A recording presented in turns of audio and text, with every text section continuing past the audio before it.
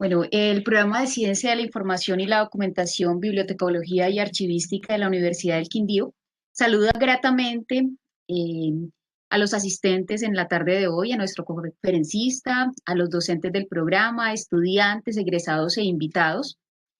Y con esta conferencia del día de hoy se cierra el ciclo de conferencias durante el segundo semestre de este año 2020. Hoy tendremos la conferencia tras las huellas de la formación del profesorado. ¿Cuál es el objetivo de esta conferencia? Revisar algunas generalidades en torno a la formación del profesorado desde el contexto investigativo. En el contexto de la formación profesional docente existe la necesidad de potenciar procesos de lectura y escritura para promover el ejercicio de la investigación como una fuente de la construcción del saber disciplinar, pedagógico y académico del maestro. Es por esto que la escritura académica aparece como uno de los rizomas pertinentes para la fundamentación y puesta en práctica de estrategias que fortalezcan la escritura académica del cuerpo profesoral. Existe también la necesidad de desarrollar el proceso formativo, constructivo y de enseñanza que tiene por propósito el acercamiento del profesorado y estudiantado a la cultura escrita, de cada disciplina y desde la cual se busca hacer partícipes a todos los sujetos pertenecientes a una comunidad discursiva. Esta cobra sentido cuando la apropiación de la escritura epistémica favorece la reflexión del docente. Por tanto, la escritura académica se concibe como el medio fundamental por el cual se construyen saberes y conocimientos en el ámbito de la educación básica, media y superior. Tras las huellas de la formación del profesorado, escritura académica, investigación y procesos de enseñanza en la educación superior, hoy nos acompaña el profesor David Mauricio Giraldo Gaviria. Él es estudiante del doctorado en Ciencias de la Educación de la Universidad del Quindío y de Colombia, es magíster en Ciencias de la Educación de la Universidad del Quindío y es profesor de la Escuela Normal Superior del Quindío e investigador del grupo HIPEM. Le damos la bienvenida, profesor. Un gusto tenerlo esta tarde. Bueno, muy buenas tardes Eh, para todos.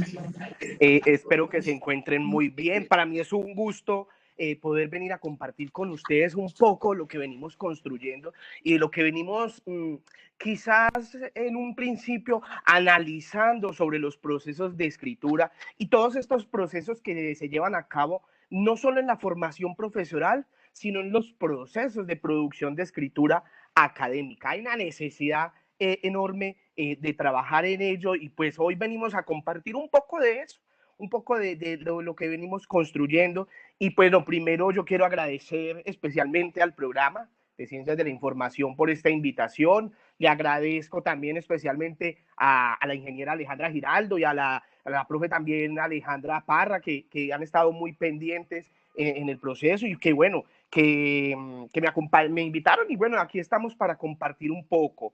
Hoy vamos a tener una conferencia que intentaré tampoco, bueno, ser tan extenso en tiempo, sobre todo porque me gustan las preguntas y bueno, desde lo que hemos construido, pues compartir un poco esa experiencia y bueno, todas estas construcciones que se dan en torno a la academia.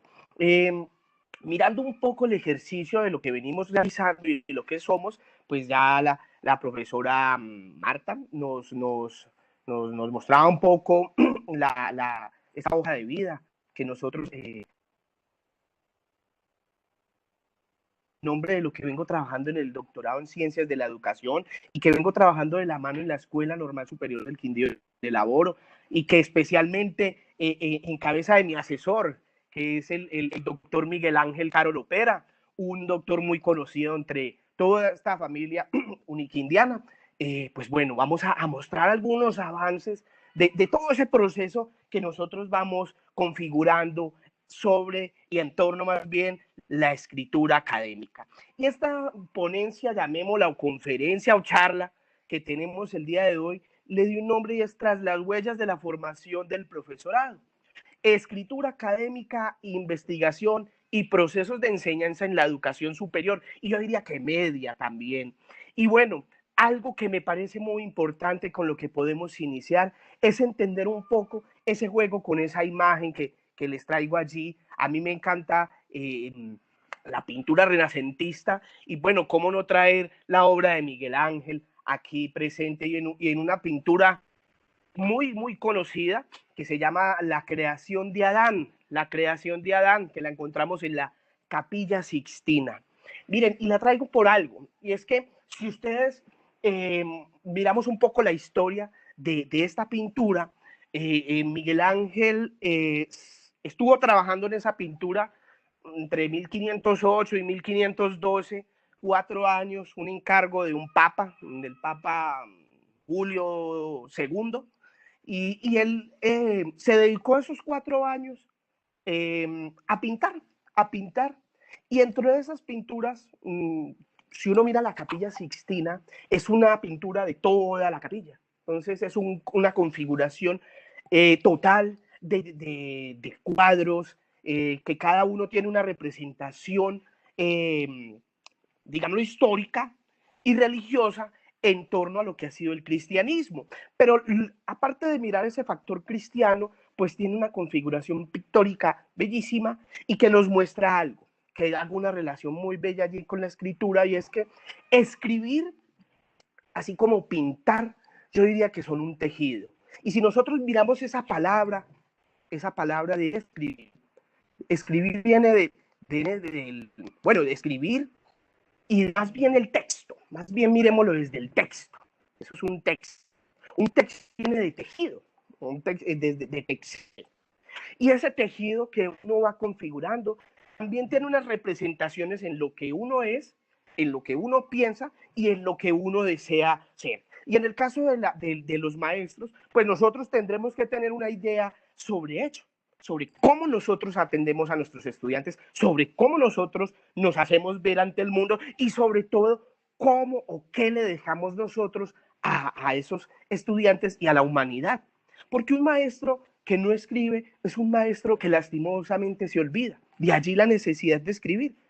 Todos los maestros estamos llamados por academia a escribir. Eso es una realidad que no podemos desconocer. Y yo de pronto utilizo una frase un poco gruesa y de pronto un poco cruel, pero si no escribimos, estamos condenados a que nos olviden. Y todos los maestros tenemos experiencias que mostrar, todos los maestros tenemos espacios que compartir, todos los maestros tenemos algo que dejarle a nuestros estudiantes. Y de allí de la importancia de que podamos presentar algo. Y bueno, tras las huellas, yo diría que hoy miraremos una sola huella, una o dos huellas en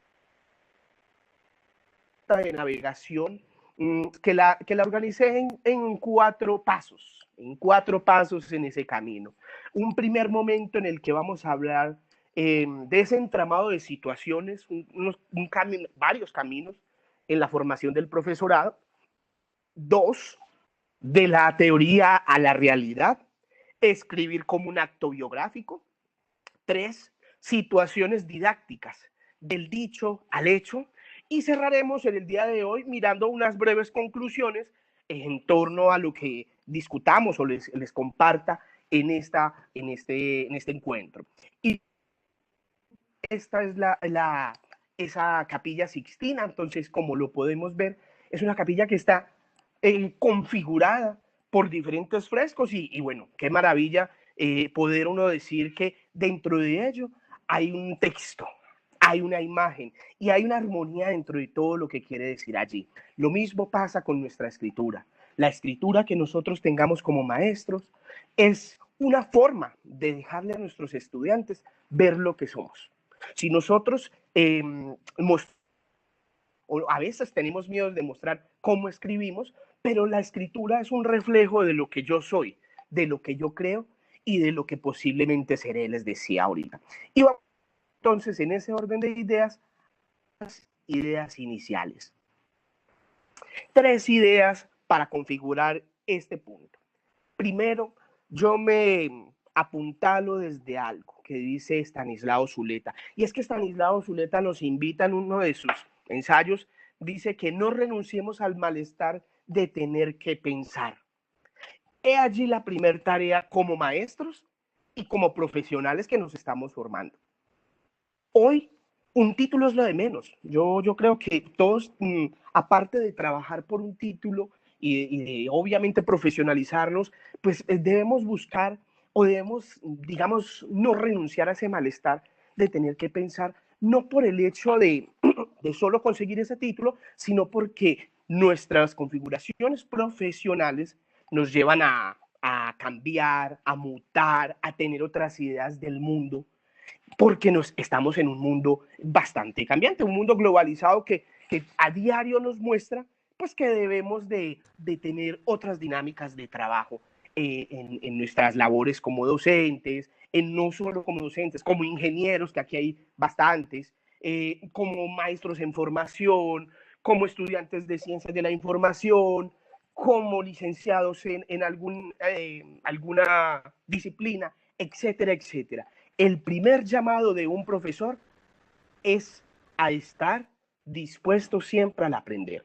Y no solo al aprender, sino al pensar, al desarrollar esa capacidad de pensamiento. Porque podemos ser un cúmulo de conceptos, pero de allí a pensarlos es distinto. Esa capacidad de análisis que debemos de tener como maestros, esa capacidad de compartir con el otro, esa capacidad de poder tener un encuentro y de decir quién soy a partir de lo que he aprendido, pues es una tarea bien difícil, es una tarea bien compleja, porque también tendríamos que renunciar, en este caso sí, a lo que a veces se nos complica en la vida de la academia, y es que por más que siempre yo le he dicho a mis estudiantes, siempre hay delante de uno tres más. El reto está en superar esa capacidad y se da cuenta uno que llega a superarlo y encuentra tres personas más. Entonces hay un factor allí de pensar, de analizar, de reflexionar, pero también de ser humilde en el conocimiento. Entonces en ese ejercicio de configurarnos como maestros hay una necesidad de que nos preocupemos por pensar, por revisar, por reflexionar. Y los ejercicios de reflexión de los maestros, yo podría decir que de una u otra manera, en el caso de la universidad y de las escuelas normales donde laboro, pues todos los ejercicios de desarrollo del pensamiento, de construcción de un saber, están supeditados por una u otra manera a los ejercicios de investigación que realizamos nosotros en el trabajo de aula, en el trabajo entre compañeros, en el trabajo quizás desde la misma revisión sistemática que realicemos, pero todos los ejercicios de investigación que nosotros realicemos son una forma de dejar huella no solo en el estudiante, sino en ese contexto donde nosotros nos movemos. La investigación debe estar unificada o unida más bien a varios factores entre los cuales pues nosotros como maestros nos movemos desde un factor pedagógico,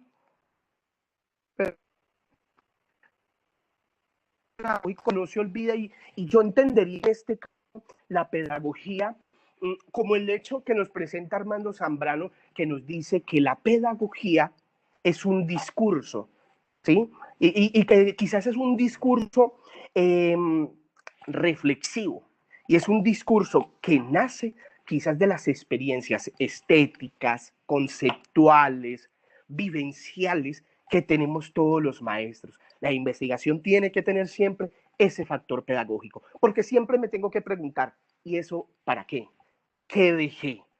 No solo es cuestión hoy de generar un proceso académico en el que nosotros nos formemos y elaboremos un documento, 100 páginas, 200, 400 páginas, lo sustenta y queda allí en un anaquel guardado. No, no, allí es donde viene a jugar un factor pedagógico en la investigación muy importante. Si yo investigué en eso, ¿qué pasa de ahí en adelante? ¿Cómo me cambió? ¿De qué me sirve eso? ¿Cómo reflexiono en mi vida? Porque también utilizo una expresión un poco coloquial, pero me decía mi asesor que hacer un trabajo investigativo como maestro, sea en una maestría, en una licenciatura, como normalista, en doctorado, lo que sea, pues nosotros, bueno, y en la vida real, en la vida cotidiana, necesariamente unida a esa profesionalización titulada, es un parto continuo. Entonces usted cuando está investigando, pues siempre está en pro de ello, de preguntarse, de mirar, de revisar, de analizar y de mirar cómo realmente eso cambia el contexto cercano. Porque de nada nos sirve decir lo mismo siempre, ¿cierto? Uno puede presentar una investigación y decir, no, pues es que se deben cambiar esto o aquello. pero realmente eso sí es profundo en nuestra configuración investigativa como maestro. Esa es una primera reflexión que hay que tener en cuenta. Dos, hay unos factores eh, que yo diría que son de corte educativo. Esos factores de corte educativo que nosotros tenemos, pues nos tienen que impulsar a entender quizás cómo nosotros nos desenvolvemos en ese contexto educativo en el que nos movemos. Y hay que entender un poco allí, o cambiar quizás esa perspectiva o esa confusión que a veces podemos tener en frente a la educación y la pedagogía. Porque si nosotros vamos y miramos ese concepto, grosso modo, obviamente, de educación, pues podríamos decir que la educación son todas esas relaciones éticas, culturales, sociales que se cultivan en una población, ¿cierto? O en una comunidad, y son compartidas por esa comunidad. Entonces, aquí hay una gran diferencia entre lo pedagógico y lo educativo, porque lo educativo revisa, como les decía, todos los factores sociales, culturales, éticos que se comparten, y lo pedagógico guarda un factor no solo individual, sino, bueno, puede ser colectivo, pero que fundamentalmente analiza, reflexiona cómo mejorar quizás el proceso educativo. Y entendiendo ese proceso educativo, no solo desde la escolarización, porque tenemos una relación muy cercana a entender lo pedagógico con lo escolar. Y lo escolar aparece pues en siglo XVI, en más o menos, no, un poco más atrás, siglo XIV, en plena Edad Media, y pues no podemos supeditar estos dos conceptos a ellos, no los puedo anclar solo a esos dos factores, sino que son parte de la vida. Entonces, investigar desde lo educativo y desde lo pedagógico, pues nos tiene que llevar a entender que no solo se da en el aula de clase, en la universidad, en el colegio, sino que es un constructo que se da en la vida. En la vida. Investigar es un ejercicio de vida. Y con eso podríamos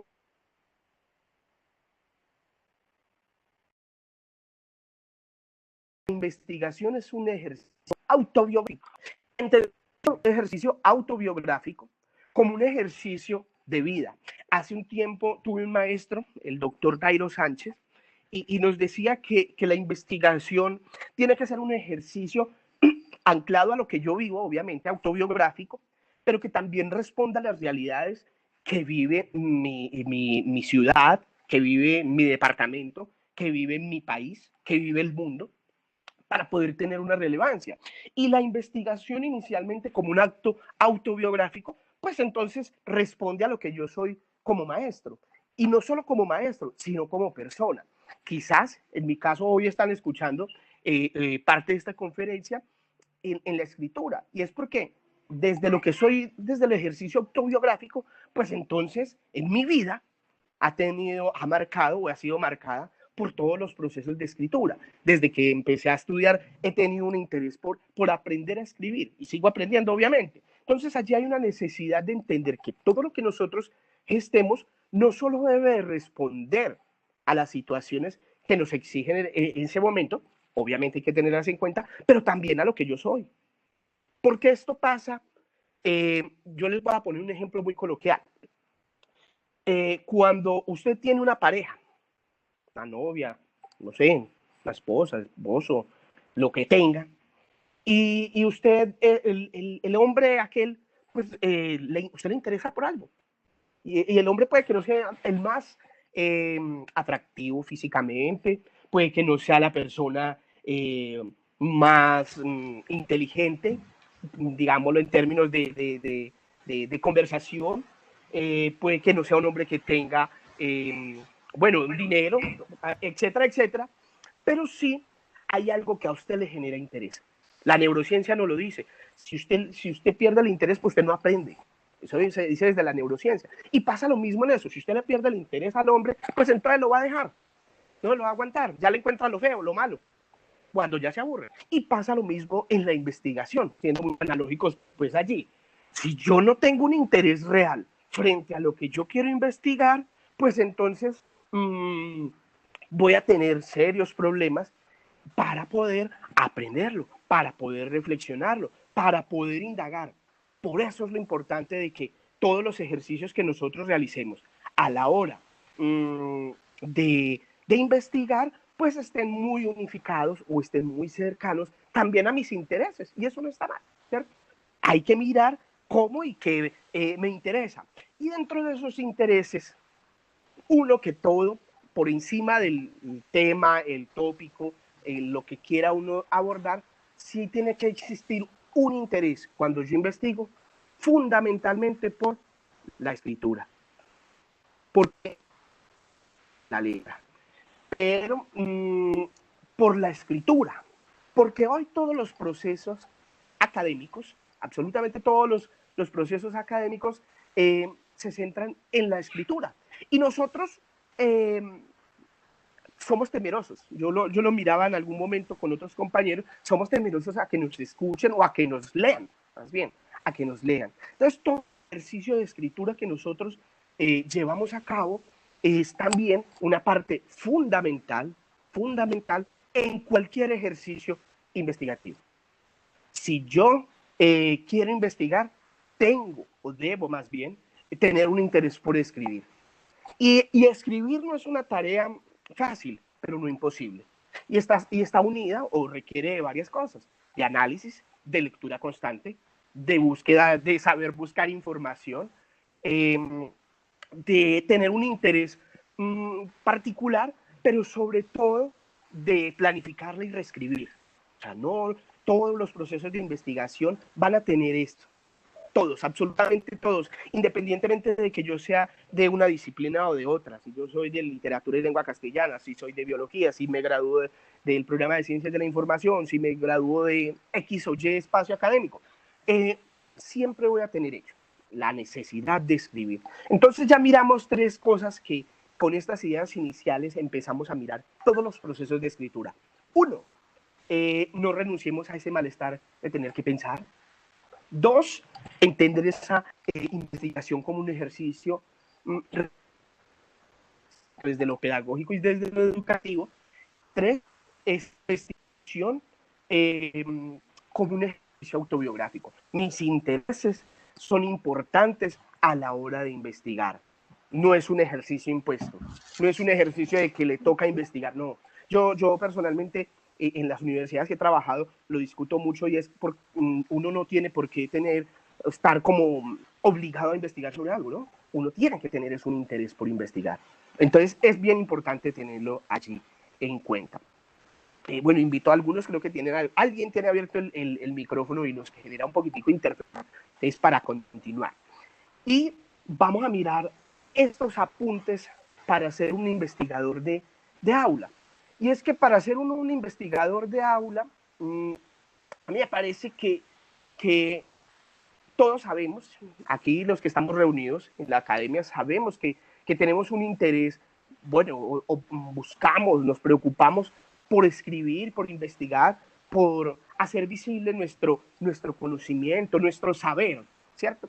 Y miremos esta imagen del iceberg que me parece, esta imagen me parece, acá, nosotros, esta parte, ¿cierto? Y sabemos importante escribir, ¿cierto?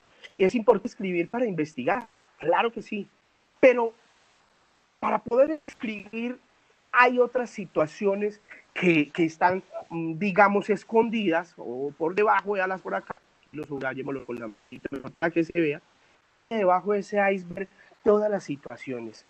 Uno, alejarnos de los mitos de la investigación. Hay una necesidad en el ejercicio investigativo, independientemente del que sea, de mirar o de quitarnos ciertos mitos. Solo investigan de la universidad, solo investigan los de las ciencias, solo investigan las personas que están en una maestría, en un doctorado, en una licenciatura. No, eso es un primer mito del que tenemos que alejar. Y hay que atrevernos. Alguien me decía en algún momento que no, pero es que investigar es muy complejo, yo no sé, pero si usted no se atreve, pues nunca lo va a lograr o nunca se va a poder hacer, ¿cierto? Dos, ya no lo voy a nombrar acá y son los intereses biográficos o autobiográficos, mejor, que tenemos allí frente a ciertas situaciones. Son importantes tenerlas presentes, eso no lo olviden.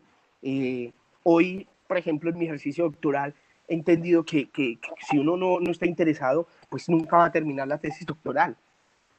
Ahí tiene que estar uno muy marcado por ese ejercicio, porque si no, pues bueno, va a ser un poco más complejo finalizarlo.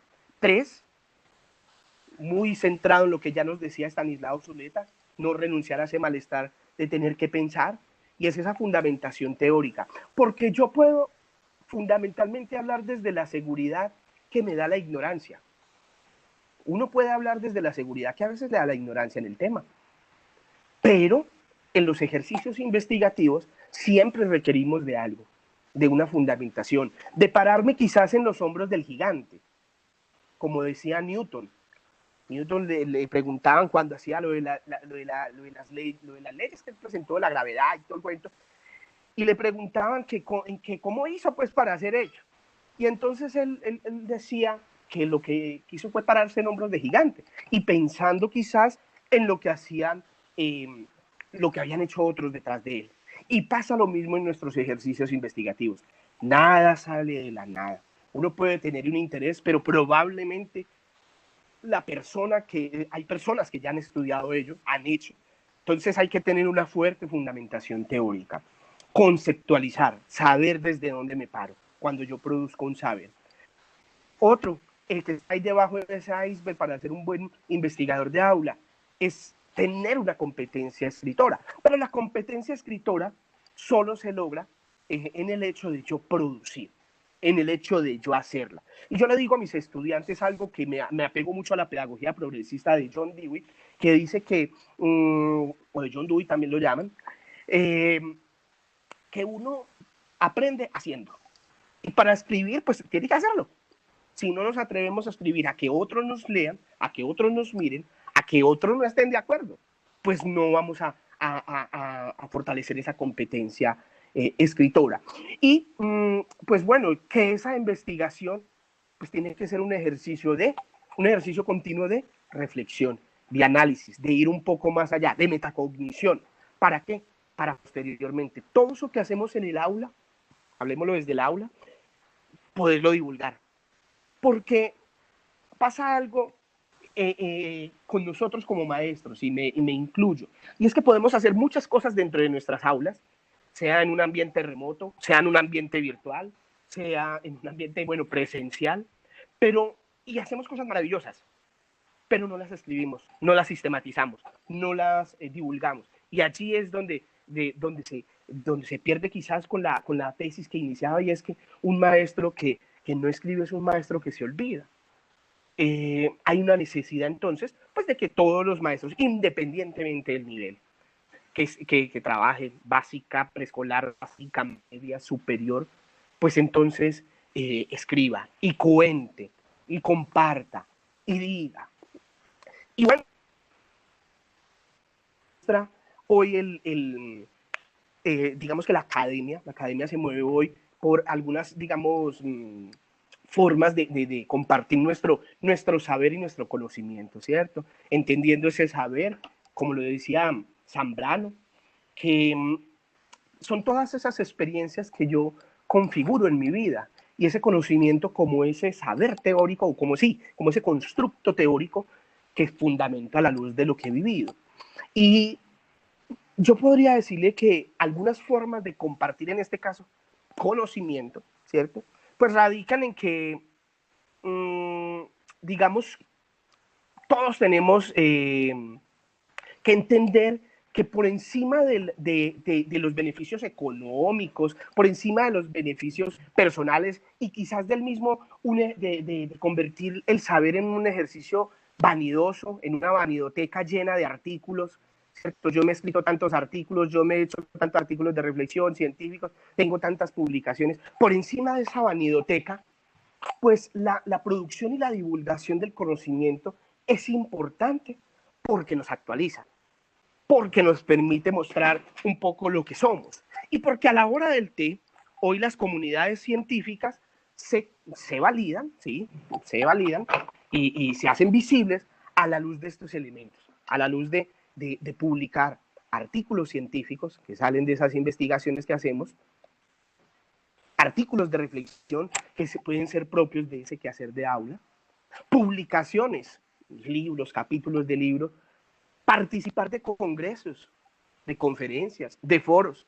Y no solo como lo puede hacer uno en esto así, conversando aquí yo solo, sino con el hecho de yo ir a participar como una persona que escucha activamente, pues entonces me estoy haciendo parte de esa discursiva. Lo importante a la hora de nosotros producir un conocimiento y de divulgarlo es hacernos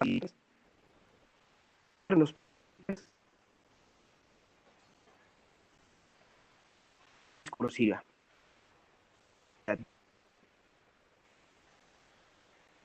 Discursivas,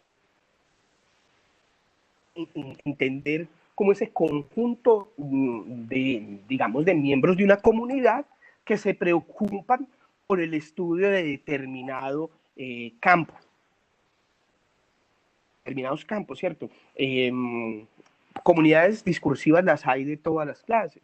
Hay comunidades discursivas y en todas las disciplinas, ¿cierto? Y una cosa es lo que hablen, por ejemplo, los profesores o las comunidades discursivas de las ciencias sociales, a los que hablan de ciencias de información, a los que hablamos de literatura y lengua castellana, a los que hablan de ciencias naturales. Son comunidades distintas porque tienen una forma de ver el mundo particular. Eso hace que una comunidad discursiva se distinga, que tienen particularidades de ver el mundo y de concebir lo que en este mundo se gesta. Entonces hay una necesidad, no olvidemos que nosotros compartamos ese saber y ese saber se ve en esa divulgación, como estos medios. Habrán otros, obviamente, claro que sí, pero estas son unas formas, digamos, tradicionales, particulares, en las que todos debemos participar para ser parte de una comunidad discursiva. Y bueno, ese primer tópico que hemos tratado hasta aquí nos deja algo, o bueno, espero que nos deje algo. Tres cosas. Uno, entender el ejercicio de escritura y de investigación como un acto autobiográfico. Dos, hay una necesidad de conceptualizar, porque uno puede hablar desde la seguridad que le da la ignorancia, y no está bien, menos en una comunidad académica. Tenemos que tener un sustento teórico muy sólido para poder hablar desde ella. Y tres, yo creería que hay que atrevernos a escribir, y para eso se aprende haciendo. Esos tres elementos en este primer tópico quería dejarlos pues allí en una configuración. Bueno, algo. Y bueno, si yo lo dije, acabo de decirlo, que no podemos hablar solo de la seguridad que nos da la ignorancia, pues vamos a mirar un poco la teoría rápidamente, que nos hablan hoy de escritura académica y sobre todo entender la teoría a la realidad, ¿cierto? Mirar cómo podemos aterrizar muchos fundamentos que tenemos en torno a un tema, cómo se aterrizan a lo que yo realmente vivo, porque la teoría dice mucho. Teníamos una discusión sobre Piaget, bueno, y sobre el sistema finlandés. Una profesora española en un seminario hablaba de la importancia del sistema finlandés y cómo ese sistema educativo se ha configurado. Y yo le decía algo a la profesora que hablaba con un grupo de personas latinas, éramos latinoamericanos, y nos decían, bueno, nos mostraba toda la realidad de un país como Finlandia, y yo le decía, profe, y nos decía cómo aplicarlo acá. Yo le decía, profe, en teoría es muy cierto lo que se hace allá, con una diferencia, y es que Finlandia es un país que tiene 7 millones de habitantes y Colombia tiene 50, o un poco más. Y no es lo mismo lo que vive el europeo a lo que vive el latinoamericano. Sus realidades son muy distintas en lo económico, en lo cultural, en lo social, pero nosotros, digamos que lastimosamente, hemos tenido yo lo llamaba una eurodependencia. Y entonces siempre esperamos a que nos digan los de afuera cómo hacer las cosas en todos los campos de la formación, en todos. Entonces uno espera los resultados de PISA, uno siempre está a la espera de lo que dice Finlandia, de lo que dice Singapur, de lo que quizás a veces dice hasta la misma Universidad de Bolonia, etcétera, etcétera. Pero yo pienso que el ejercicio de entender la teoría hacia la realidad es conocer lo que somos nosotros para poder construir desde nosotros. Bueno, y eso son posturas muy personales. Y vamos a mirar en ese orden de ideas un poco la teoría de la escritura académica y qué nos dicen los teóricos en el mundo. No quise traer solo los europeos, sino los nuestros, para que analicemos un poco el ejercicio. Y es que a nosotros el ejercicio en el orden académico, la escritura académica como campo de estudio, pues tiene más de 30 años. Tiene más de 30 años en los que se viene analizando todos los procesos, digamos, de la enseñanza de la escritura en las universidades. Y 30 años atrás, y creo que sigue muy vigente, pues nace algunos conceptos en las voces de, bueno, en la voz especialmente de Weiserman. Weiserman es el teórico base, digamos, de todos los conceptos de la escritura académica como movimiento, y un movimiento que se llama a través del currículum, ha dicho, hay una necesidad de que se escriba en la universidad. Bueno, y no solo en la universidad, en todos los niveles, en todos. Pero eso, ellos dicen que la escritura académica debe estar supeditada también a todos los procesos particulares que tenemos en la escritura. Es decir, con el ejemplo que daba ahorita de las disciplinas, no puede escribir de la misma manera un ingeniero a como escribe un licenciado en literatura y lengua castellana, o no escribe de la misma manera el licenciado en literatura que lo que escribe el estudiante y el profesor de ciencias de la información. Porque si hay algo que es importante, hay algo que hay que tener muy presente, y es que cada uno de nosotros vivimos unas particularidades, y esas particularidades pues se representan en los conceptos que se estudian, en los contextos en los que se indaga, en, digamos, las sociedades donde nosotros estamos, en los espacios donde nosotros, digamos, también discurrimos y hacemos nuestro ejercicio. Entonces, hay unos ejercicios que fundamentalmente parten de lo que nosotros vivimos, ¿no? Y eso nos invita este movimiento a escribir a través del currículum. Y dice que el ejercicio escritural es un ejercicio que tiene que estar de manera transversal en todo, llamémoslo en toda una profesión, o en una carrera, llamémoslo también así, o en una facultad. Siempre tienen que estar presentes en todo el proceso.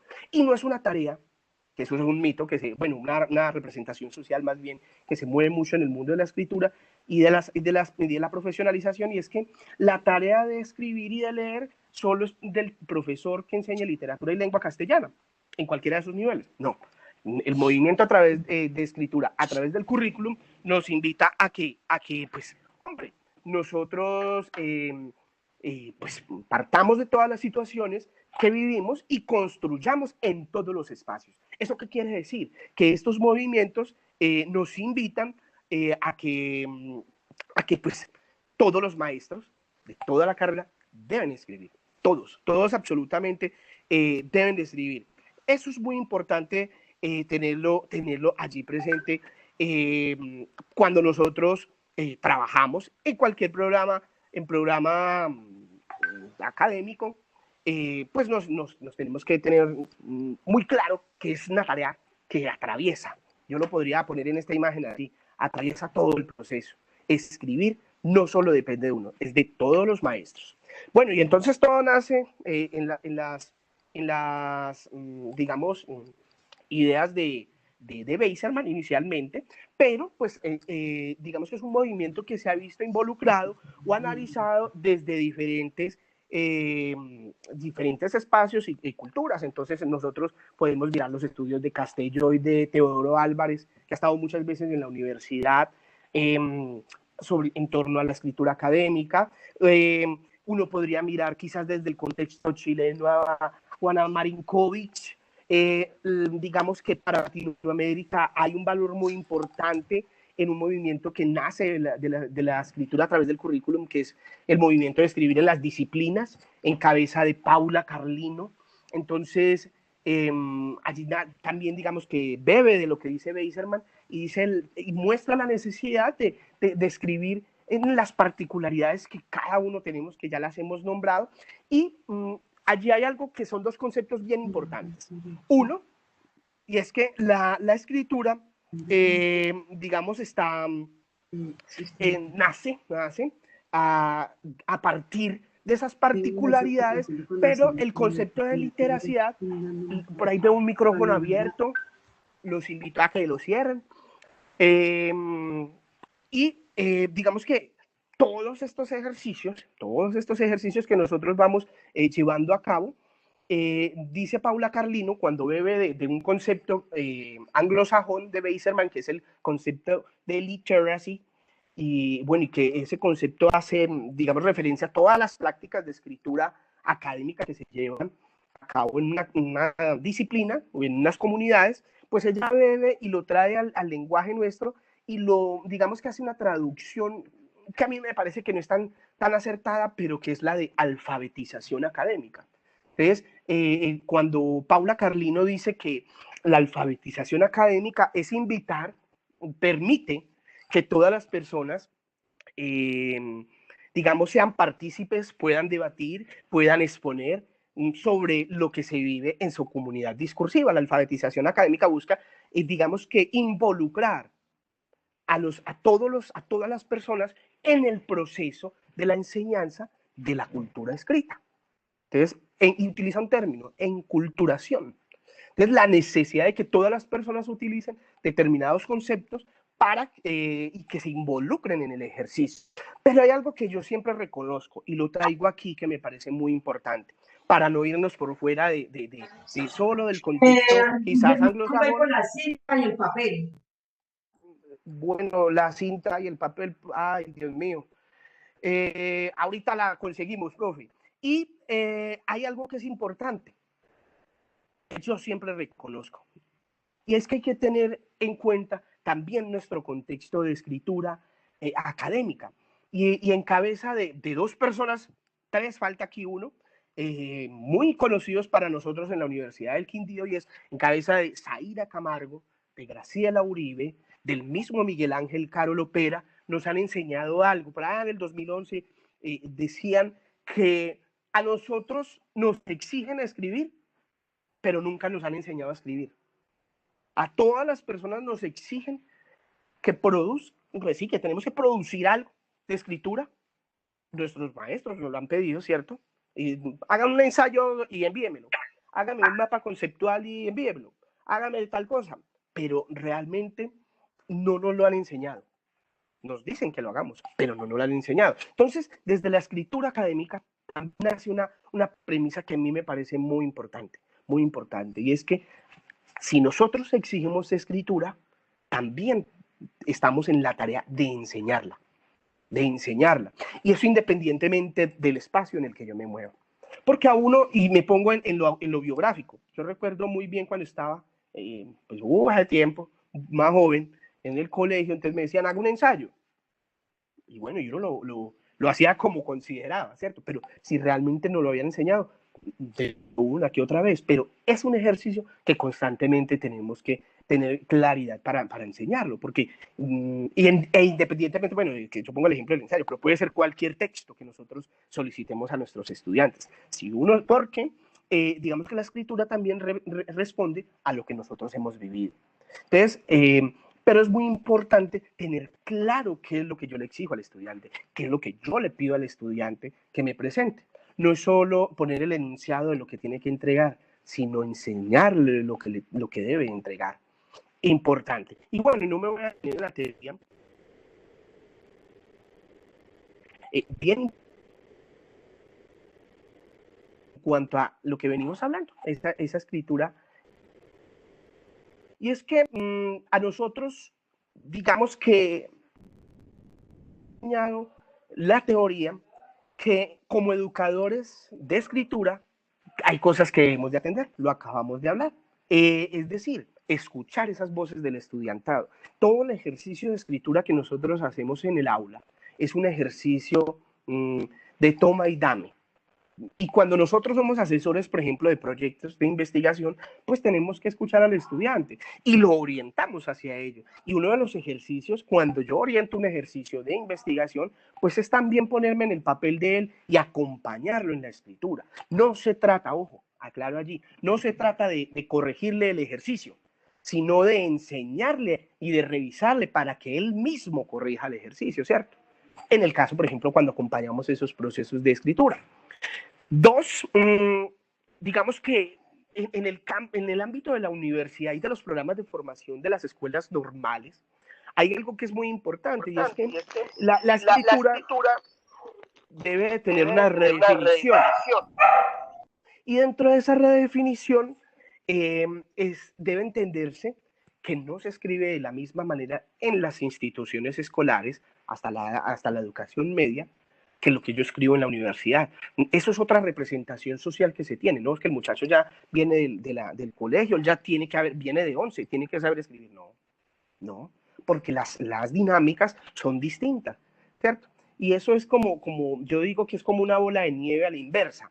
Es decir, entonces el de la universidad dice, no, es que tiene muchos problemas de escritura, en el bachillerato no lo enseñaron. Entonces llega el del bachillerato y el del bachillerato dice, no, es que el muchacho viene de sexto muy flojo y de la básica secundaria y no muy duro. Y entonces el de la básica secundaria llega y dice, no, es que es un problema de la primaria, no se les ejerció, no se les mostró, no se practicó con ellos. Y el de primaria dice, no, es del de preescolar, es que el de preescolar no las bases, ¿qué pasó allí? Y entonces el del preescolar llega al del papá y es por culpa de la familia, y llega la familia y entonces el de la familia dice que es un problema del sistema, etcétera, etcétera. ¿Cierto? Y es una bola de nieve a la inversa. Entonces, no, otro paradigma, otra representación social que debemos luchar contra ella es entender que los jóvenes, cuando ingresan a nuestras universidades o a los programas de las escuelas normales, pues se tiene que empezar a pensar de otra manera. Y eso es una tarea no del estudiante, es una tarea de nosotros como maestros entender que esa redefinición pues parte de nosotros, fundamentalmente. Yo no puedo decir, no, es que este muchacho no escribe, no. Yo tengo que acompañarlo para que escriba. Y tres, a mí que me llama de manera particular la atención, y es que todo currículum, mirando la parte del currículum, de las carreras, de los programas, de cualquier programa de la universidad, de los programas de formación complementaria de las escuelas normales, pues la escritura debe ser un ejercicio insoslayable y de estar cerca a esto, a los géneros discursivos. Nosotros debemos saber qué géneros discursivos atienden mis estudiantes en la carrera que están haciendo.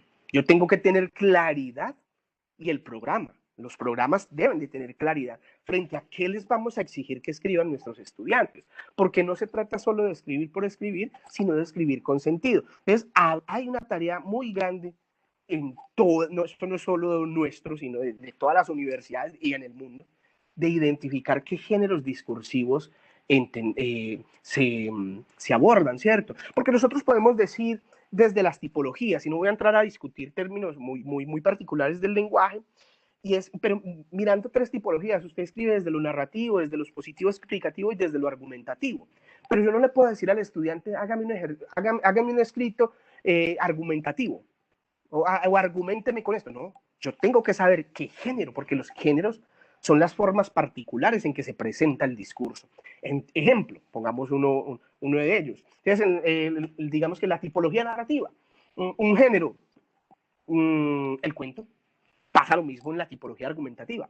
Yo le digo, sí, hágame un texto argumentativo, pero ¿cuál? Entonces hay una necesidad de abordar géneros particulares. ¿Será que yo le pido a mis estudiantes un ensayo?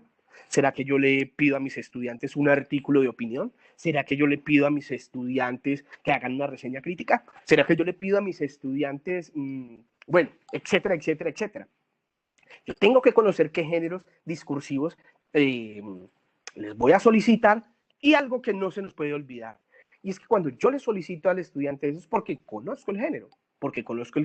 Y entre las particularidades que yo debo de conocer como mínimo, diría yo, es la superestructura de ese texto. Y entendiendo esa superestructura como el esqueleto, ¿cierto? Pongo otra vez el ejemplo de la narración y el cuento. Ustedes en la estructura tradicional, a todos nos enseñaron en el colegio que un cuento tradicional, una estructura muy arraigada, que se ha modificado, pero la pongo acá, es que todo cuento tiene un inicio, un nudo y un desenlace. Yo conozco ese es el esqueleto. Yo también tendré que conocer ese esqueleto de los géneros que le solicito. Si yo le pido a mi estudiante que me haga un ensayo, muéstrele al estudiante cuál estructura le estoy solicitando. Porque si yo no le muestro eso al estudiante, él hace lo que él... Yo lo voy a evaluar, le digo, no, este muchacho no sabe hacer ensayos. Y ahí está una de nuestras dificultades en la escritura. Yo puedo decir eso. Y digamos que otro punto importante, bueno, me voy a ir adelantando un poco, es que, bueno, las particularidades que ya las hemos nombrado en la escritura, cada uno saben y entienden de manera distinta qué necesita comunicar. No, una cosa comunica el psicólogo, el biólogo, las humanidades, etcétera, etcétera. Y hay algo que sí me parece importante aquí. ¿Por qué es necesaria la escritura académica? Pues porque digamos que con ella disciplinamos el pensamiento. Y decía Skardamari Bereiter que escribir es transformar el pensamiento. Porque miren que cuando uno escribe, hablar es más fácil. Hablar es más fácil. Y para los latinoamericanos es un poco más fácil para nosotros hablar. Pero escribir se nos complica. Porque escribir está hecho para que me entienda el otro. La escritura es un ejercicio que está dado es para que el otro me recuerde, para que el otro sepa quién soy, para que el otro conozca quiénes somos en una comunidad.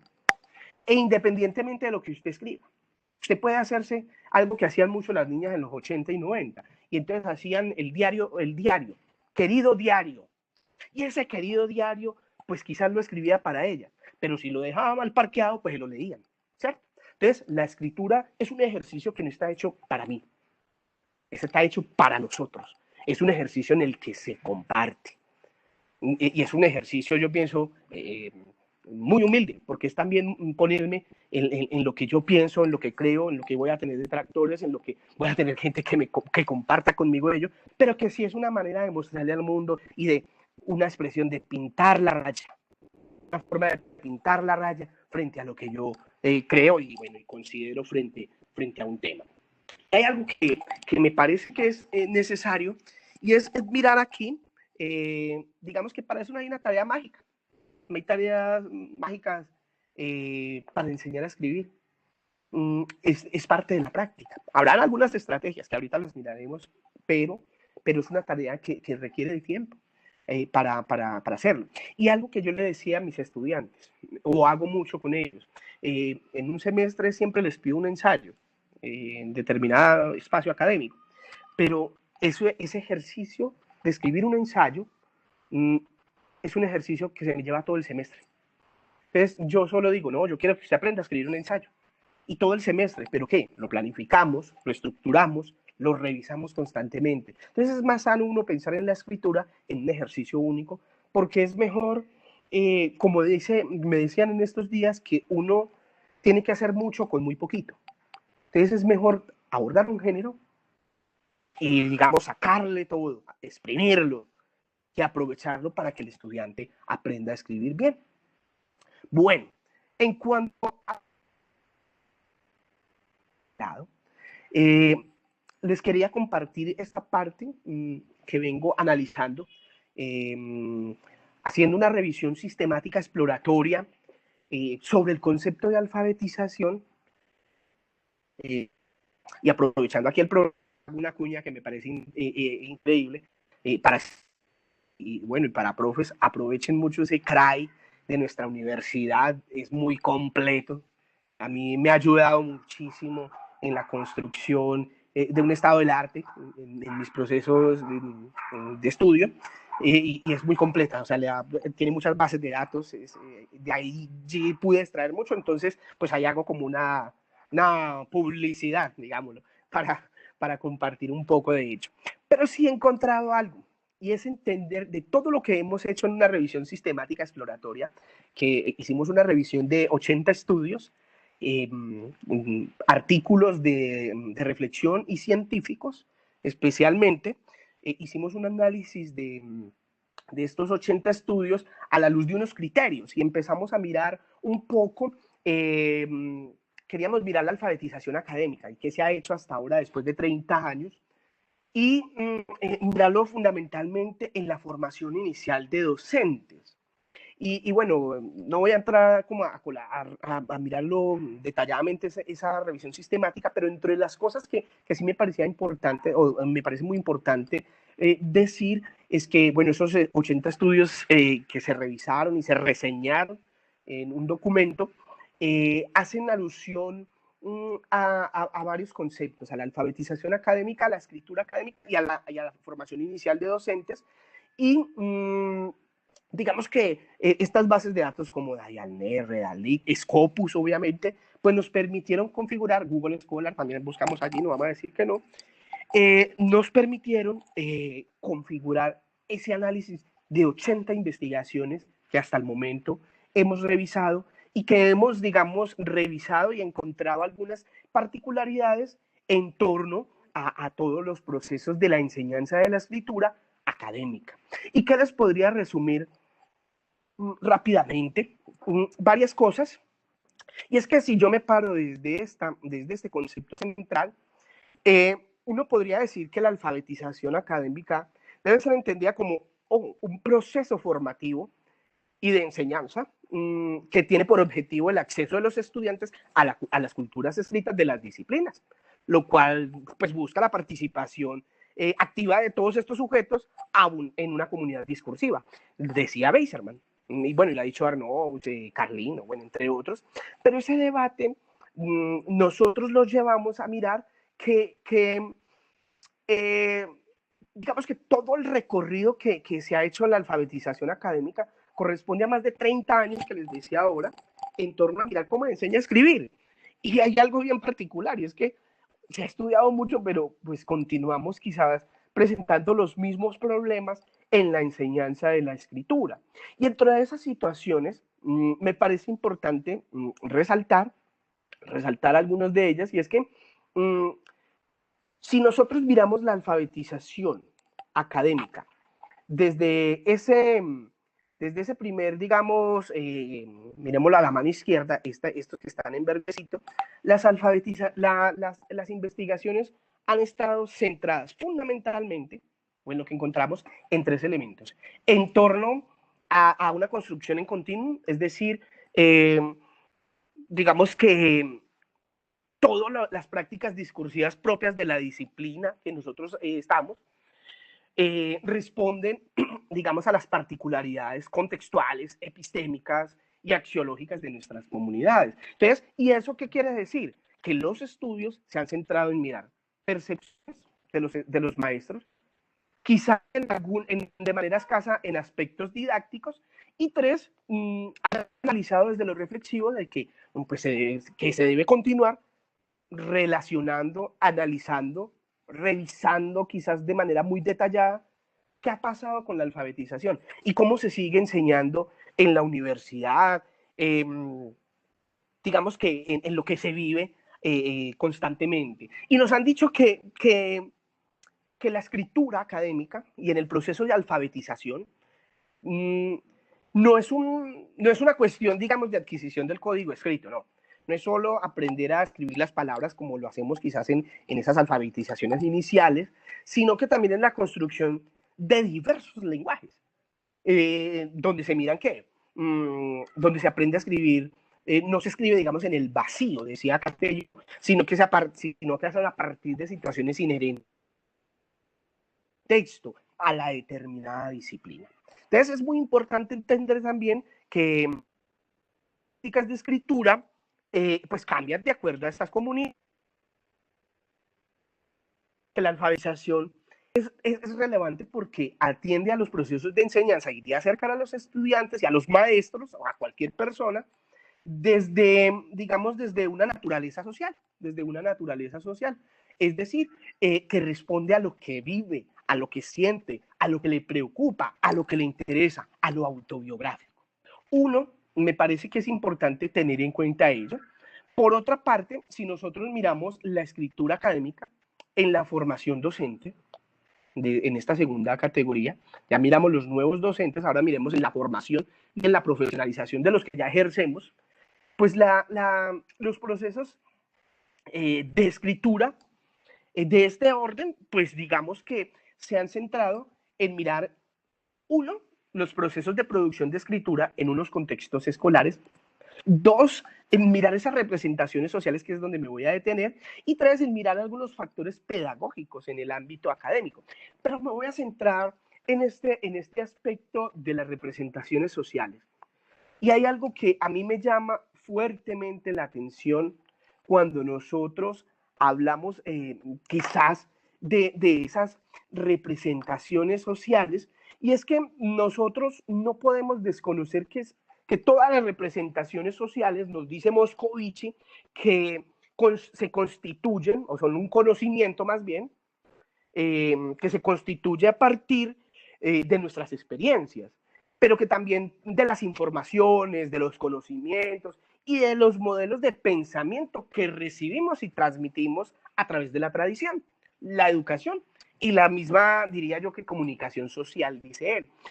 Entonces, ¿eso qué nos dice? Que la escritura también ha estado muy ligada a lo que las personas en su vivencia han tenido, creen bueno, y han construido en sus particularidades, en su ejercicio. Entonces, por eso vivimos una situación que la podríamos resumir en lo que les decía ahorita, de cada uno responde a lo que está viviendo. Entonces, una representación social muy particular de la escritura es pensar que los muchachos ya lo saben, ya saben escribir, ya la habíamos hablado, que a veces los maestros consideramos, los estudios nos mostraban, que dentro de las representaciones sociales de los maestros, al revisar algunos ejercicios escriturales de los estudiantes, pues se centran fundamentalmente en lo gramatical y sintáctico. Es decir, que para un maestro, cuando revisa, no voy a decir que todos, obviamente, es una representación social de los estudios revisados, pues nos dicen que para un maestro es muy importante revisar la ortografía. Pero detrás de la ortografía, entonces, pues bueno, eso es una representación social con la que hay que luchar, pues porque digamos que lo que se escribe tiene más significado, más allá de lo ortográfico. Lo ortográfico es un proceso, la revisión de la ortografía es un proceso de la escritura, ¿cierto? Esa revisión, pues obviamente de pulir el texto, pero que nosotros en el ejercicio quizás punitivo, evaluativo, pues entonces tiene problemas de escritura y les decimos, no, eso está malo, vea, le falta una tilde, tenga, le bajo. Pasa mucho y lo hemos hecho, aún lo ha hecho. Eso es parte de esas representaciones que hemos tenido nosotros como maestros o que nos muestran los estudios, y que realmente pues hay una necesidad por también combatir o luchar con algunas ideas que los maestros tenemos. Y es decir, podemos decir que se tiene una idea y solo en esa idea nos paramos. No, hay diferentes formas de leer el mundo. Y entre esas diferentes formas de leer el mundo, la escritura aparece con diversas formas de interpretar quizás a veces los géneros. Entonces, por eso la importancia de dejarle a nuestros estudiantes las reglas claras de qué yo quiero que escriban, qué le estoy pidiendo a mi estudiante que escriba. Y un tercer momento, que es el de la escritura, investigación e información de docentes. Las investigaciones de las que analizamos nos muestran algo que a mí me ha parecido importante nombrar aquí, y es que digamos que en la formación, en la profesionalización de los nuevos maestros, pues desde donde podemos ayudar a nuestros estudiantes a que escriban de manera reflexiva, que desarrollen su pensamiento, pues se da los ejercicios de divulgación del saber en investigaciones, en publicaciones, foros, en congresos, y también entendiendo que es un ejercicio que ya es utilizado la expresión de toma y dame, ¿cierto? Es decir, si nosotros queremos que los maestros se fundamenten, construyan procesos de investigaciones, deriven nuevas ideas, pues yo lo tengo que acompañar en esa investigación. Téngalo como figura, como asesor, como semillero, como grupo de estudio, etcétera, etcétera. Pues es uno de los caminos que la escritura se hace visible. Porque cuando nosotros investigamos, cuando escribimos un artículo, cuando enviamos una conferencia a un congreso, pues entonces estamos pintando una raya, estamos, digamos que descentramos nuestras posturas frente a una situación y decimos, esto es lo que yo creo. Y cuando yo hago partícipe al estudiante y cuando me hago partícipe como maestro, pues entonces allí digamos que va a ser un poco más factible el ejercicio de que él aprenda a escribir y pues obviamente que yo como maestro me cualifique en mi proceso escritural. Escribir se aprende haciendo, intentándolo, dejando quizás a veces unos miedos que todos tenemos, o pena, bueno, son situaciones que se nos van presentando. Solo podremos así atender estas situaciones particulares de la. Y hay algo que bien quería traer aquí a colación y es un poco el trayecto. Después de mirar toda esta teoría, traigo esta frase que me la dijo un estudiante hace por ahí 5 o 6 años, cuando trabajaban conmigo en unos procesos de escritura y de investigación, y le solicité algo, y hablemos de lo autobiográfico allí, y le solicité, muchachos, escriban esto para mañana, bueno, para esta semana, ya ni recuerdo. Y me hizo esta pregunta, ole, profe, ¿cómo escribe eso? Y en ese momento yo sentí que el discurso me lo desbarató todo, ¿cierto? Pues yo enseñando lenguaje bueno, y uno cae en el error de la suposición de creer que ya lo escriben. Y me dijo eso y en ese momento me desbarató todo, absolutamente todo lo que tenía.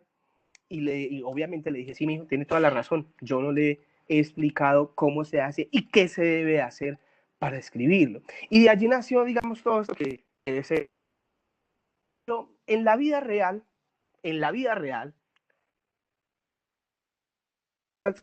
de tener en cuenta. Uno, que ya lo hemos hablado y no voy a ahondar, y es que hay una necesidad del desarrollo de la competencia escrita. Eso ya lo hemos.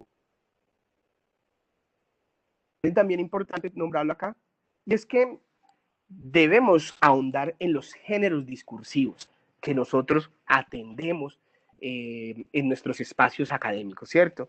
En esos sílabus, microcurrículos, llámenlo planes de estudio, bueno, en esto tiene que hacerse visible qué estamos solicitando que escriban nuestros estudiantes. Tenemos que darles claridad a ellos también para dónde vamos. Y bueno, nosotros tenemos que tener claridad frente a cómo se escribe un ejercicio. Porque usted le puede decir al estudiante, para poderse graduar, necesita presentar el trabajo de grado o de investigación o de aplicación o el artículo de reflexión. Pero pues realmente yo tengo que ejemplificarlo, tengo que haberlo hecho. También tengo que tener claro eso, y eso se da en el reconocimiento de esos géneros de discursos. Si yo le voy a enseñar al muchacho a hacer voy a trabajar con él en un trabajo de grado como género discursivo, pues yo tengo que haber investigado, tengo que haber hecho ese trabajo de grado. Si yo al estudiante le exijo que escriba un artículo de reflexión o de revisión o científico, pues yo lo tengo que haber hecho, porque allí es el ejercicio real. El ejercicio real parte de la experiencia y de cómo yo como maestro pues lo he hecho. Y eso es muy importante para el estudiantado y para uno mismo, ejemplificar. No hay nada mejor que uno aprender que con el ejemplito. Yo lo agradezco siempre. Yo recuerdo que alguna vez me ponían a escribir y lo hago mucho con mis estudiantes. Y bueno, y vamos a hacer esto. Y bueno, ¿cómo se hace eso? Uno agradece el ejemplito. El ejemplito siempre tiene que estar presente para poder que tenga una idea frente a la situación. 3, entender que la escritura no se hace en un contexto descontextualizado, ¿cierto? Ahí valga la redundancia, en un entorno más bien descontextualizado. Tiene que partir de situaciones particulares de lo que está viviendo, que ya lo hemos hablado y no voy a ahondar. Y bueno, y hay una necesidad de entenderlo, y eso lo repito, y es que escribimos desde diversas áreas y desde diversos espacios académicos. No es un ejercicio que solo el que enseña procesos de escritura académica, producción de escritura, comprensión y producción textual, como lo llamemos, pues es el que enseña eso, ¿no? La necesidad de producir texto es una necesidad transversal, un ejercicio hasta interdisciplinar, yo diría, porque atraviesa todos los espacios académicos en los que nosotros formamos en nuestras facultades, en los programas de formación de las escuelas normales, etcétera, etcétera. Entonces, todos debemos escribir a la par con nuestros estudiantes y no solo un profesor acompañar, es una tarea de todos. Cuyo fin se anuncia, diría Quintiliano. Y llegamos a esta parte final, a las situaciones didácticas, a estas situaciones didácticas. Y del dicho al hecho, bueno, y todo esto que nos ha dicho, hombre, ¿qué puedo hacer yo en el aula con mis estudiantes? Y vuelvo a una diapositiva que iba atrás, y es que para esto no hay varita mágica. Aquí no hay Potter que valga. No. Aquí lo que se necesita uno para escribir desde situaciones didácticas particulares es haberlo hecho y hacerlo con los estudiantes. Volvemos a lo que inicialmente decía, les decía de Dewey, aprender haciendo, es acompañar a ese estudiante.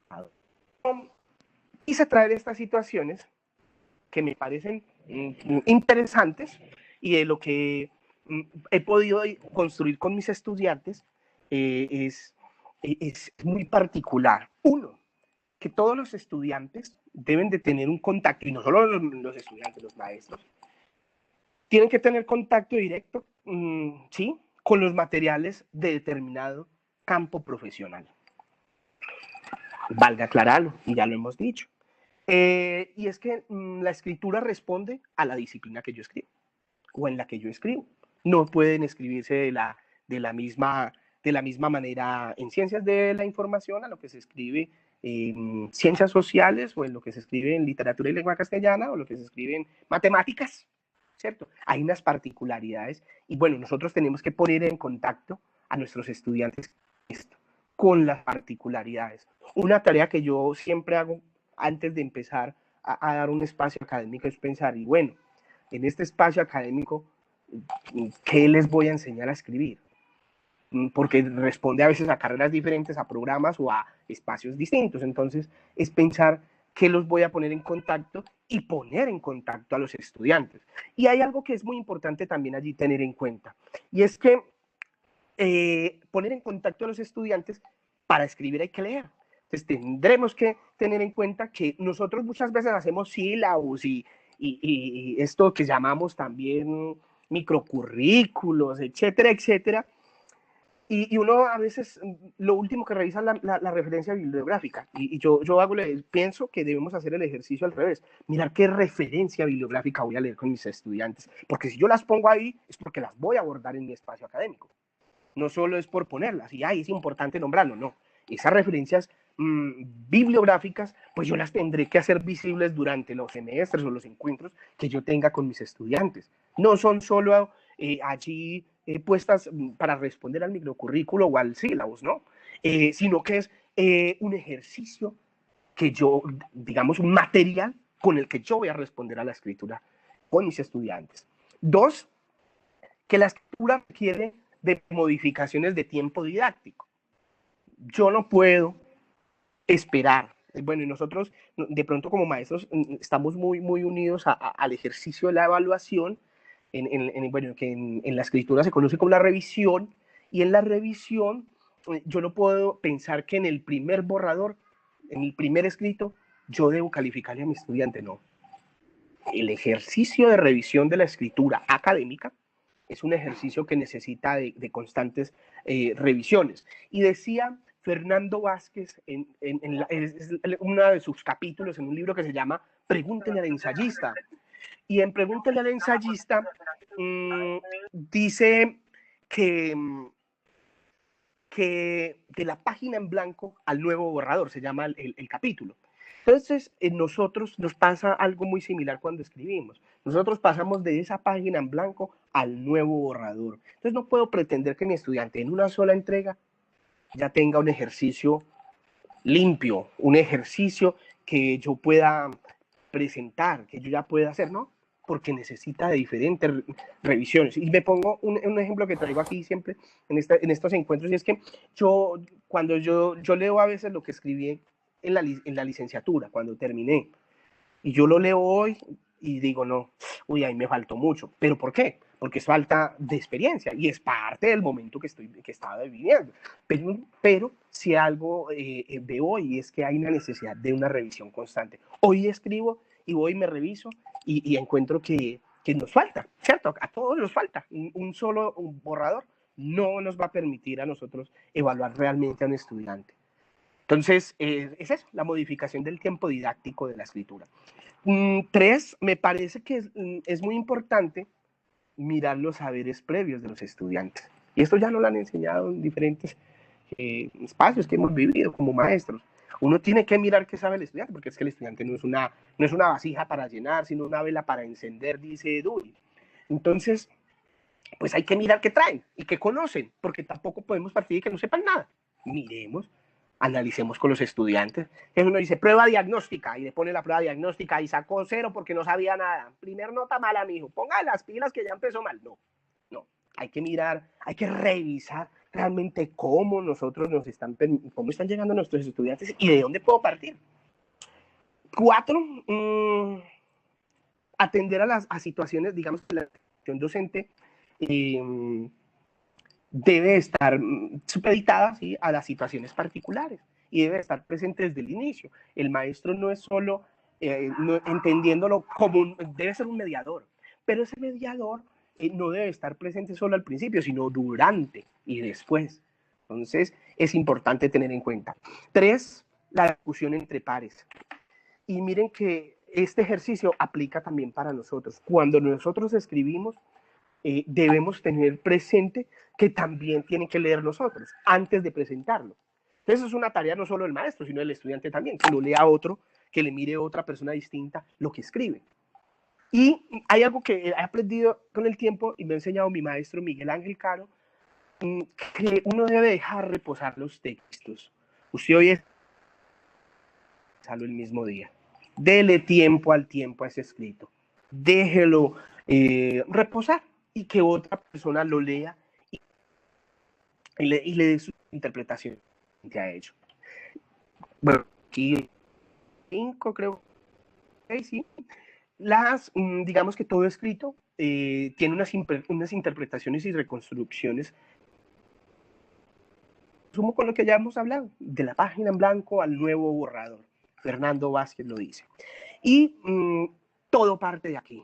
Si yo quiero que mi estudiante escriba, pues déle el ejemplito. Dele el ejemplito. Y el ejemplito no es pasarle un texto, ¿no? Sea usted el ejemplo. Escriba con él. Sea lector con él. Porque si nos quejamos, yo ponía un ejemplo hace unos años, no tengo aquí exactamente la estadística del DANE, alguien me podría decir hoy, pero en su momento decía que más o menos los colombianos promedio se leían un libro promedio, el 5%, pongámoslo, de los colombianos, un poco más, el 10% de los colombianos se leían un libro o más. Decía el DANE, hace unos años atrás, por eso les digo, no tengo la cifra exacta hoy, pero yo traigo ese ejemplo porque eso no quiere decir, entonces, que ahí no están discriminando que los estudiantes no leen, están diciendo que todo el mundo pues tiene unas dificultades, son el 10% de la población, y ahí caen muchos profesores, caemos muchos profesores. Entonces, si yo aspiro que mi estudiante sea un profesional idóneo, pues yo tengo que ser un buen lector y un buen escritor, y tengo que ser el ejemplo para ellos, porque el ejemplo arrastra. ¿Cuáles maestros recordamos? Los maestros que nos ejemplificaron, los maestros que nos demostraron que uno puede ser mejor, los maestros que quizás, pues bueno, nos dieron unas ideas frente a la vida. Y hay algo, el buen maestro me enseña a ser buen maestro, y el malo pues me enseña a no ser como él, ¿cierto? Yo podría decir aquí algo, configurado en la lectura de las que uno enseña como le enseñaron a enseñar, sino como le enseñaron. En esa situación, en esa condición didáctica. Uno no enseña como le enseñaron a enseñar. A uno le enseñan un poco de estrategias y muchas cosas, sí, claro. Sino que uno aprende como le enseñaron. Los estudiantes nuestros terminan siendo un reflejo de lo que nosotros somos, de lo que nosotros les presentamos y de un cúmulo de experiencias, no solo de un maestro, sino de todos y de sus vivencias, obviamente. Y fijamos, vamos a ir aquí cerrando con esto, una invitación. Y esto fue un poco atrevido y se lo robé, no, lo tomé de una presentación que me mostraba mi maestro Miguel Ángel Caro Lopera, de un libro que venimos leyendo, que se llama Aprendices y Maestros, de Juan Ignacio Pozo, y son los 10 mandamientos del aprendizaje. Unos que uno tiene que partir, vea, y ojo, voy a decirlo como dice mi maestro, a lo Franco de Vita, a lo Franco de Vita. Uno, no basta con que partiremos de los intereses de los estudiantes, no basta que partamos del conocimiento previo, no basta con dosificar la cantidad de información, no basta con que automaticen los conocimientos básicos, ¿cierto? No basta con diversificar las tareas, no basta con diseñar situaciones didácticas o situaciones de aprendizaje para su recuperación o esa recuperación de información. No basta solo con traer y organizar unos aprendizajes con otros. No basta con reflexionar el conocimiento. No basta con tener tareas abiertas y de cooperación. Y no basta con la planificación y organización de aprendizajes. Estos 10 mandamientos que nos habla Juan Ignacio Pozo, un libro que se llama Aprendices y Maestros, que se los puedo compartir con el mayor de los gustos, pues nos dice que la tarea del aprendizaje pues tendrá que tener estos 10 mandamientos en diversos momentos. Si yo quiero aprender de manera particular o quiero que mis estudiantes aprendan desde todos los espacios, pues tendremos que tener en cuenta ello. Inicialmente, partir de sus intereses. Y bueno, finalmente, yo lo voy a resumir en 3 frases. Y es que, uno, escribir es un ejercicio, es un acto de práctica. Solo se logra si nos atrevemos a escribir. Lo mismo con nuestros estudiantes y nosotros como maestros. 2, que hay una necesidad de fomentar la alfabetización académica, porque los estudios nos dicen que se ha mirado mucho los aspectos lingüísticos, pero hay un largo camino por recorrer la alfabetización académica en el orden didáctico, para formar a nuestros maestros y para formarnos a nosotros mismos. Y 3, que hay una necesidad de mirar las acciones docentes versus esas representaciones. ¿Qué estamos haciendo y qué se cree que estamos haciendo? Finalmente, cierro con algo que me parece importante y es, en la escritura, apliquemos lo que dice Antonio Machado. Caminante no hay camino, se hace camino al andar. Muchas gracias. Profesor David, muchas gracias por su presentación. Por acá, más que una pregunta, pues es un comentario que nos hace la profesora Paola Pacanchique. Dice, cuando usted decía que cuando uno escribe y le muestra eso a sus estudiantes, pues ellos tienen una referencia y se motivan a hacer ese ejercicio de escribir a través de la empatía académica. Bueno, yo pienso que algo que es muy importante allí en la compañía y es que pues nosotros tenemos que hacer el ejemplito. Si nosotros queremos que nuestros estudiantes escriban, pues demostrémosles que nosotros escribimos. Ese es el camino. Y que uno no es de verdades absolutas, no, ni más faltaba. Uno tiene una verdad, ¿cierto? Una verdad entre muchas, porque los estudiantes hoy, no, y siempre de hecho, pues nos terminan enseñando a nosotros. Yo pienso que uno como maestro sí es el faro que acompaña, pero los estudiantes son, digamos, que ese barco que navega y nos enseña cómo atender a los que vienen. Creo que eso es lo más importante en escribir. Y atrevámonos a escribir. Eso es lo importante a la hora de hacer este tipo de cosas en la academia. Atrevernos. Porque habrá gente que no está de acuerdo con nosotros. Claro está. Pero, pues bueno, es parte de aprender y de reconstruirnos. Claro que sí, eso es muy importante. También nos piden que si usted nos puede compartir su presentación, hay algunos participantes que están interesados en tenerla. Claro, ni más faltaba, yo les las envío, me imagino que a ustedes, y ustedes deben Sí, de tener pues los sí. correos, ¿cierto? Ustedes tienen los correos. Igualmente, si están interesados, que andemos un poco en este tema y bueno, alguien que esté interesado en trabajar un poco sobre la alfabetización académica, la escritura académica, los géneros discursivos, pues estoy allí presente. Yo les dejaba mi correo, creo que en la presentación se los dejé, y allí pues va a estar presente. Eh, Igualmente, pues si lo necesitan, pues bueno, allí se los dejo acá por este enlace, por este chat, ahí lo acabo de escribir, que con todo mayor de los gustos estoy para compartirles. Si alguno de los asistentes desea hacer su pregunta, puede abrir micrófonos si así lo quiere, incluso la cámara para que tengamos un espacio más de conversación y que no sea tan distante, que todo este tiempo en virtualidad le amplía a uno como esos momentos, entonces chévere poder verlos también.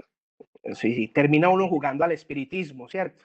Estás ahí, termina uno de espiritista. Bueno, profe, también hacen menciones de que muchas gracias por su exposición, que nos ha invitado a la reflexión, que muy contentos los asistentes con este espacio del día de hoy. Y bueno, no, por ahí veo lo del libro, se los llega, claro que sí, ustedes lo compartirán, no, ni más faltaba. Y bueno, ahí quedó a disposición. Hay una pregunta, veo, Paola Patricia. Hola, Bien Paola. pueda, profe Paola. Muchísimas gracias. Bueno, un gran saludo para todos por acá desde la ciudad de Buga. Profe David, es que me quedan, bueno, muchas preguntas que creo que esa también es la idea de estos espacios, ¿verdad? Que uno quede con preguntas, eso es bueno. Y una de ellas es que también de un tiempo para acá me parece tan importante que la academia aterrice esta idea del investigador no solamente, como usted lo decía, como de estos imaginarios y que solamente ciertas personas son las que investigan, y entonces ponemos la investigación como al arte y a la lectura por allá como en un peldaño alto, que es difícil de alcanzar. En ese orden de ideas me gustaría, profe, que nos, pues bueno, sobre todo a mí me sugiriera como esas ideas de acercamiento a la investigación, pero para la persona del común. O sea, un poco cómo la academia puede ponerse al servicio de crear investigadores, no solamente el investigador que va porque tiene una actividad académica, sino el que investiga porque algo lo inquieta, porque algo lo motiva, porque algo lo cuestiona, porque algo lo apasiona. O sea, cómo podemos como bajar en el buen sentido de la palabra, la investigación algo más asequible. Gracias, profe David. Claro que sí, Paola. Profe Paola, a ver, ¿qué creo yo? Le voy a poner un ejemplo. Hay un pedagogo que es muy importante en el ámbito francés, que es Celestin Freinet. Celestin Freinet hizo, bueno, a él le debemos algo que es la imprenta escolar, la imprenta escolar. Trabajó, bueno, procesos de adquisición de la lengua. Pero Celestin Freinet es el vivo ejemplo de que la gente del común puede investigar, porque de hecho Celestin Freinet fue un maestro de escuela, fue un maestro de escuela que sistematizó sus experiencias. Entonces, en ese orden de ideas, yo pienso que todos los maestros, independientemente de donde estemos, en el nivel que estemos, preescolar, básica, media, superior, debe primero aprender a sistematizar su experiencia. Porque es que los maestros hacemos mucho, y hay una cantidad de actividades y de acciones que hacemos, pero no se las presentamos al mundo, ¿sí? ¿Y qué quiero decir con eso? Que hoy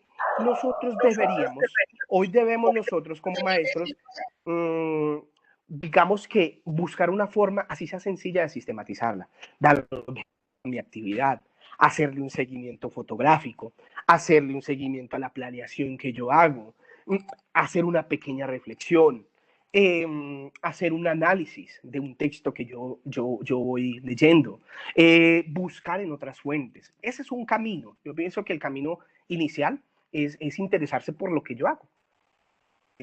¿Cómo puedo yo configurar eso que en la cotidianidad yo hago? Porque es que investigar es eso. Investigar es hacer de algo pequeño algo muy grande.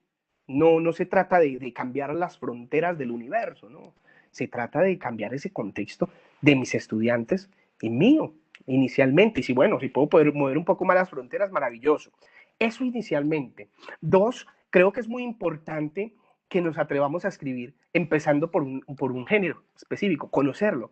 Y en el orden de la academia, yo pienso que se pueden hacer dos cosas. Uno, empezar a leer y mirar qué se ha hecho interés, es decir, configurar estados del arte, ya en un contexto muy académico, ¿cierto? Configurar estados del arte, porque los estados del arte me permiten mirar cómo está la cuestión, qué se ha hecho y qué no se ha hecho. Entonces me va a permitir configurar un corpus como maestro. ¿Y de qué puedo configurar un estado del arte? Pues de muchas cosas, pero yo siempre le digo a mis estudiantes que revisen artículos de investigación y de reflexión, porque digamos que en esas formas de escritura uno puede mirar qué se hace y qué no se ha hecho. Y eso nos va a permitir posteriormente, después de configurar los estados del arte, atrevernos a hacer artículos de reflexión, ¿cierto? Que es, a la luz de la teoría, también pues dar una postura frente a lo que yo creo. Pero por encima de eso, yo pienso que es vencer el temor a escribir. Vencer el temor a escribir, porque si yo no me atrevo a que otro me lea, a que otro mire lo que yo hago, pues no voy a cambiarlo. Creo que eso es como en general lo que yo veo que podemos hacer. Una idea pues muy gruesa, obviamente.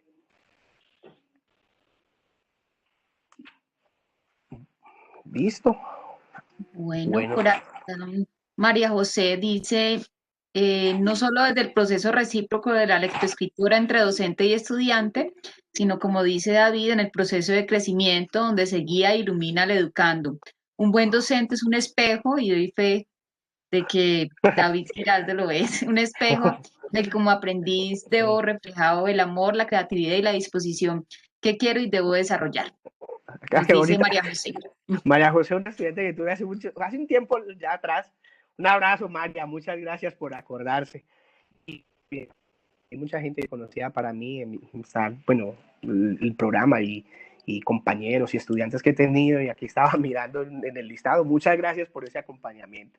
Y que saben que yo estoy allá a disposición de lo que necesiten siempre, el programa, la universidad, la normal sabe que siempre estoy dispuesto también a acompañarlos, a mis compañeros y al que desea aprender. Yo pienso que eso es tener interés por aprender, ahí estoy para acompañar. Muchas gracias, profe David. Con el mayor de los gustos. Bueno, pues no más que agradecimientos, nos siguen llegando a través del chat de esta conferencia del día de hoy. Muchas gracias a todos ustedes por acompañarme. Y pues bueno, profe, yo creo que allí podríamos ir cerrando, ¿cierto? Sí, si tiene alguna recomendación para todos aquellos interesados en ese proceso de escritura, además de lo que ya nos ha contado, sería interesante para que vamos dándole cierre a la reunión del día de hoy. Algo particular que veo, bueno, desde la literatura, les dejo un libro que creo que todos nos deberíamos leer, El olvido que seremos. Eso es un libro que todos deberíamos leernos. Dos, los invito a que analicen un poco en la literatura de la universidad. Digamos que el maestro Miguel Ángel Caro, la doctora Zaira y la doctora Graciela, mis grandes maestros, escribieron un libro en el 2017 que nos puede servir mucho a los maestros, sobre todo, que se llama Estrategias para la comprensión de textos académicos. Y es un libro que nos puede servir mucho para aterrizar en el aula las estrategias. Y les dejo también, hay un texto que ya es muy particular de la pedagogía, que me ha parecido muy bonito, que se llama El canto del cisne. El canto del cisne de Pestalozzi. Es un libro que se lo recomiendo a los que se están formando para ser maestros. El canto del cisne. Y bueno, creo que esas son como mis recomendaciones de lectura en tres ámbitos distintos. Bueno, agradecemos entonces a nuestro conferencista del día de hoy, el profesor David Mauricio Giraldo, a los asistentes, entre ellos docentes, estudiantes, egresados e invitados, por habernos acompañado en este ciclo de conferencias que, como les decía en un principio, con esta cerramos las conferencias del segundo semestre del año 2020.